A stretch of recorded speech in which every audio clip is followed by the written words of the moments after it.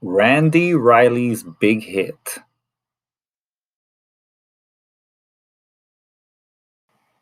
Randy Riley stood at bat. He gazed out at the mound. His knees began to tremble and his heart began to pound. Then Randy started thinking about the pitcher's throw. He wondered, without gravity, how far the ball would go. And as he stood there pondering, strike three went whizzing by. "You're out," he heard the umpire call, then walked off with a sigh.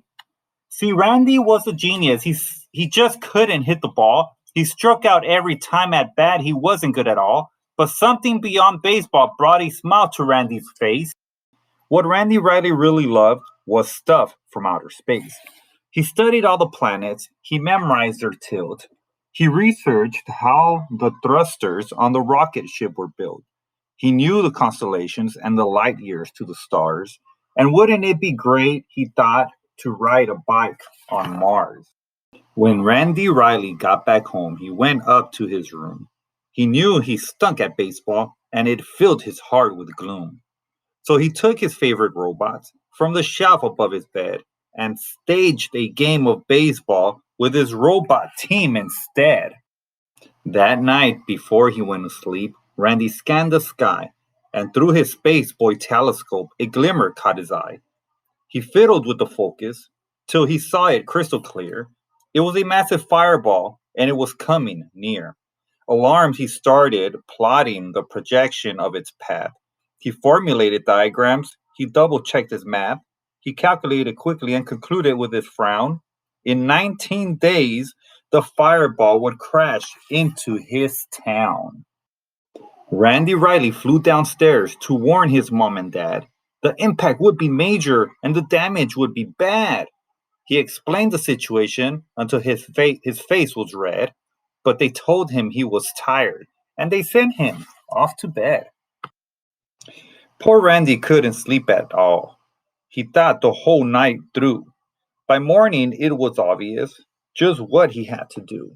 He gathered what he needed with determined resolution and lugged it off behind the shed to work on his solution. Randy toiled for 18 days while other kids had fun, but he was on a mission, so he worked till he was done. At breakfast on the 19th day, the news announcer said, "This is a special bulletin, emergency, code red. A fireball's approaching. It just flew past the moon. It's coming fast, so be prepared for it to hit by noon." Everybody burst outside as fear and panic grew, but Randy ran back to the shed. He had a job to do. He grabbed the tarp and gave a tug. It slid off to reveal the mighty mammoth robot man. He'd welded out of steel.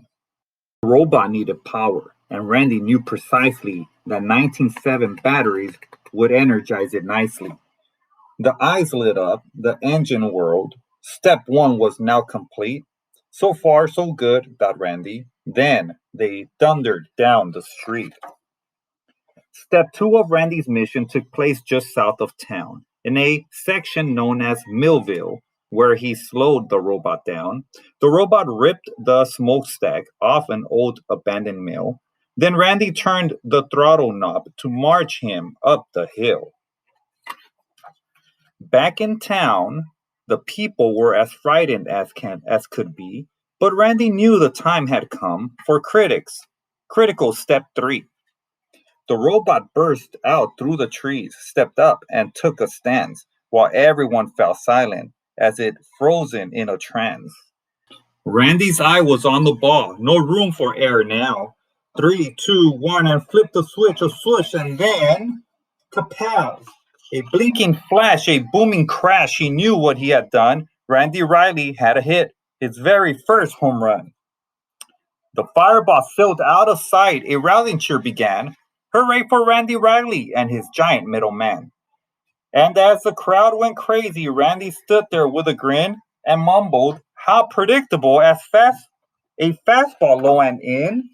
When things returned to normal after Randy saved the day, he went back to the baseball field to join his friends at play.